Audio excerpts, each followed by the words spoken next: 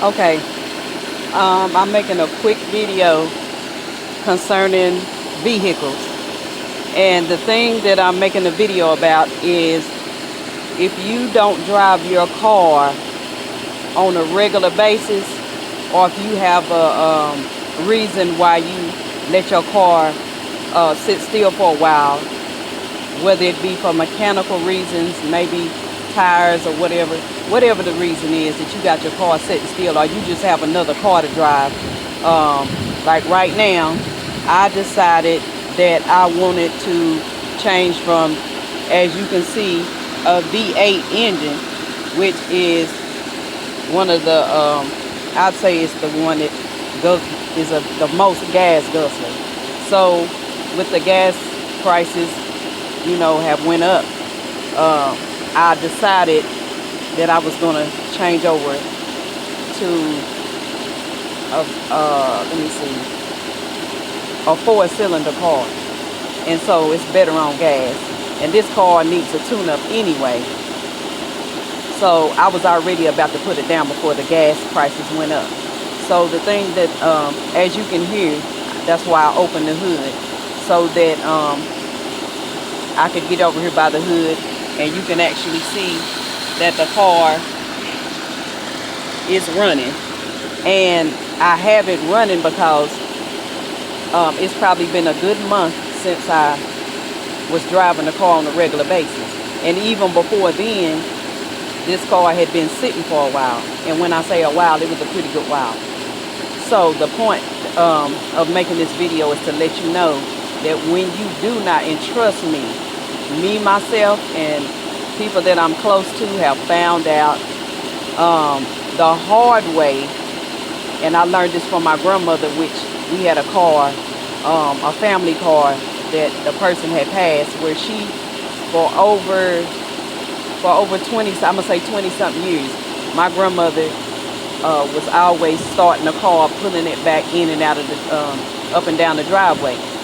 And at that time I used to look at it like, oh, she's just keeping the car running. But now I really understand why she kept that car running. And I guess she learned years ago that it was necessary to always, start a car up and move it a little bit.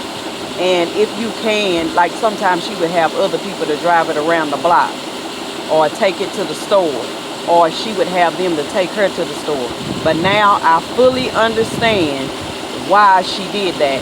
Because if you let a car sit, sometimes even if a car is at a certain level with how it's running, like what I learned is a car, and this is a Cadillac, and I've had another Cadillac where as long as I drove that Cadillac, because I will drive a car, constantly, a lot. When I drive. And what I mean by that is I don't let a car, I'm not without driving a car no more than maybe a couple of days, and that's just been recently.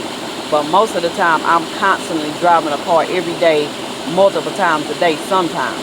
So anyway, the thing about it, that with the other Cadillac that I had, and it's been a few years since I had that Cadillac, I realized that as long as I drove that Cadillac,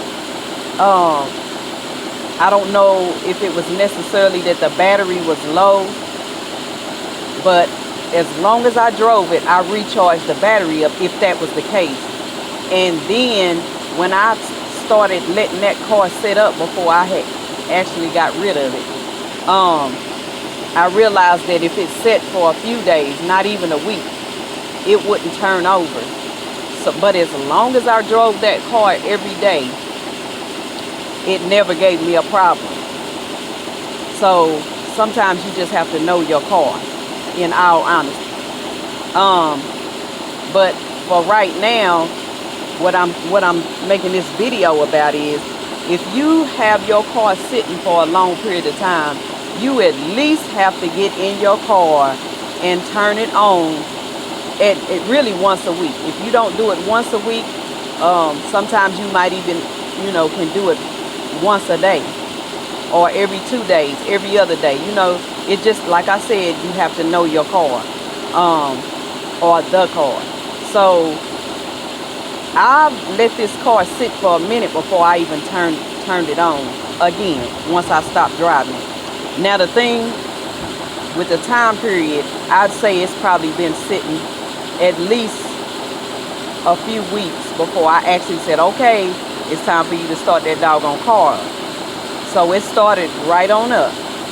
Now, since the first time that I started it up, from that time, this is the second time, maybe even the third. So I'm going to get into a routine of turning this car on at least once a week.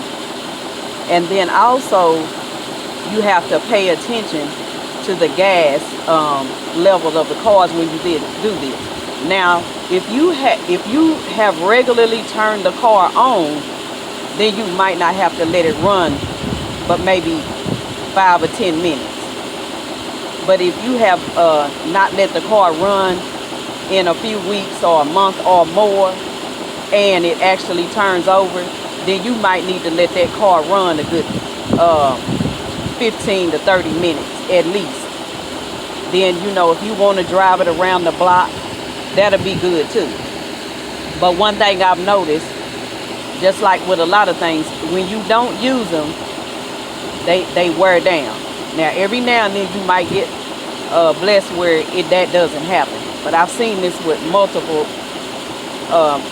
things, but especially cars, for sure. You really have to get in there and turn those cars on, and even rev the motor up a little bit. Don't overdo it, but rev the motor up a little bit.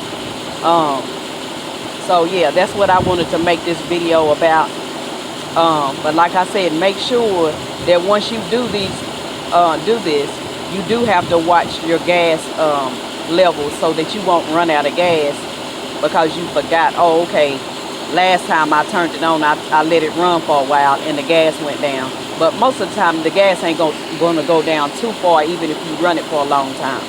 So anyway, I just wanted to make a quick video about that.